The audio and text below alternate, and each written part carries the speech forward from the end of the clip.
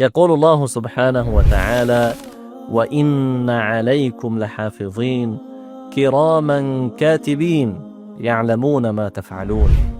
معنى ذلك أن الله تعالى جعل على كل إنسان ملكين يرقبان أعماله ويكتبان أقواله، فرقيب يلازمه مشاهدا لأفعاله، وعتيد معد لكتابة ما يصدر عنه، لا يفارقه إلا عند دخول الخلاء أو في حال الجماع، غير أنهما يعلمان ما يقوله المرء وما يفعله وما يعتقده فيثبتانه في الصحف.